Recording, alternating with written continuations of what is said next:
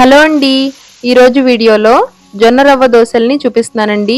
చాలా టేస్టీగా ఉంటాయి. అప్పటికప్పుడు చాలా ఈజీగా ప్రిపేర్ చేసుకోవచ్చండి. ముందుగా మిక్సింగ్ బౌల్లోకి 1 కప్పు జొన్న పిండిని తీసుకోవాలి.